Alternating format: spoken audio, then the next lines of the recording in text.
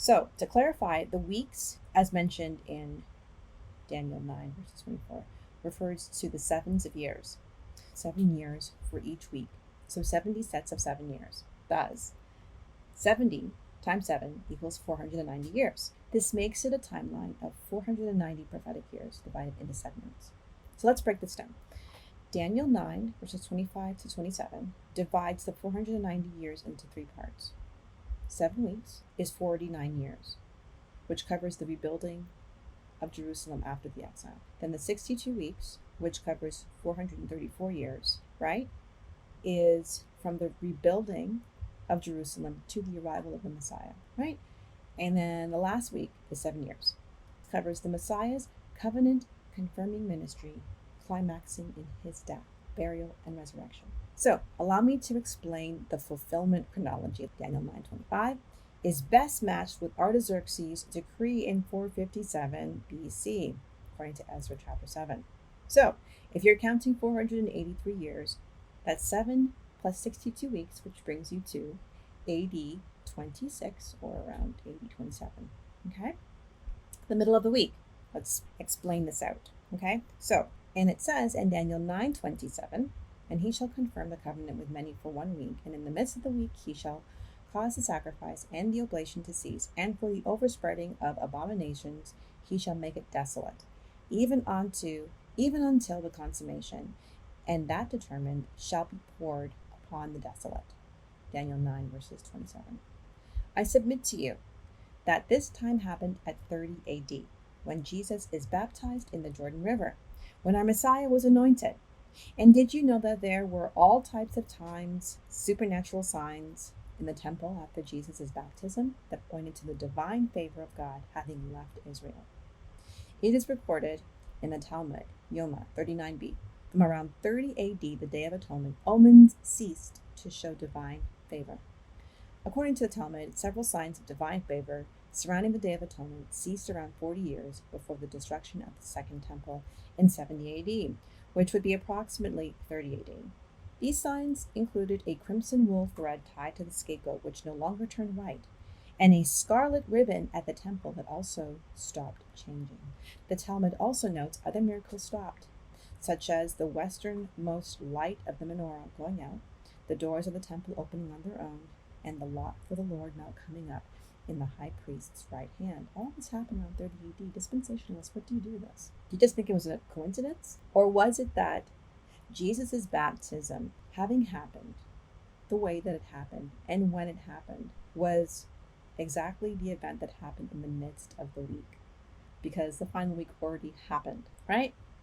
So, also, Josephus records in The War of the Jews, 6.5.3, records eerie temple portents leading up to the destruction. What do you guys do with that? Do you guys just dismiss that? That's a really big deal. Okay? And Tacitus, right, in his work, right, confirmed rumors of supernatural signs in Jerusalem. There were all manners of supernatural signs. Did you know that in Revelations chapter 1, that those who pierced Jesus would literally see these signs? And one of the signs was seeing Jesus like in the clouds. And when you read Josephus' War of the Jews, you're seeing all of these omens, you're seeing these signs. They are seeing these signs. We're reading it now, but they were seeing it. They were seeing chariots of soldiers darting between the clouds. That was Jesus, right?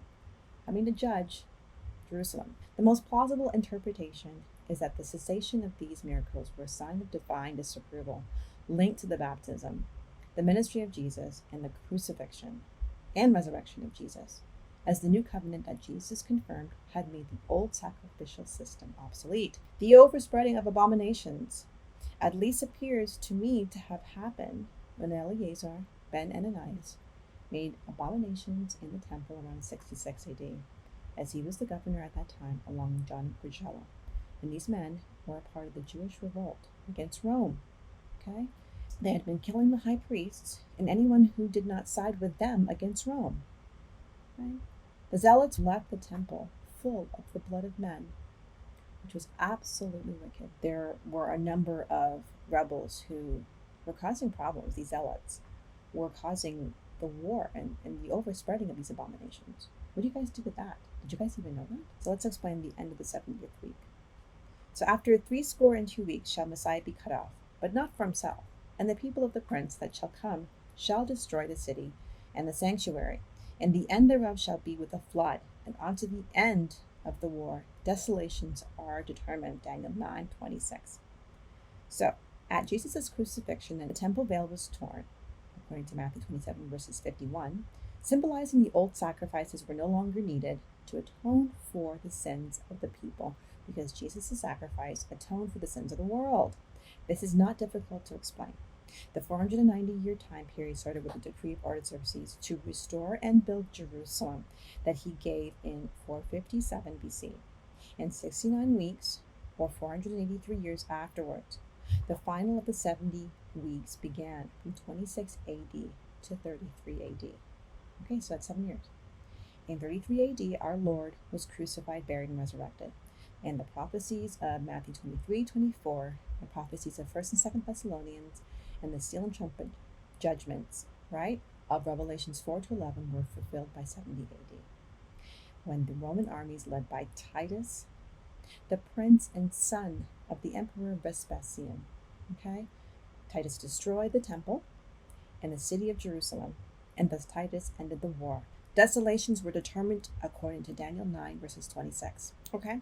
So, to conclude, the 70 weeks of Daniel are a divine countdown from Jerusalem's restoration, right, in 457 BC, to the Messiah's redemption, okay, in 33 AD. So there you go. There you have it. That is the 70 weeks of Daniel explained. I'm not the only one who has commented on the fact that this had to have happened at Artaxerxes' decree in 457 BC. I'm not the only one to have basically commented and concluded that the 490 years are continuous years. They're continuous. There's no gap, but it's continuous. That God answered Daniel's prayer down to a T. And when you count from 457 BC, right, all the way to the death, burial, and resurrection of Jesus, right to 33 AD, you get exactly 490 years.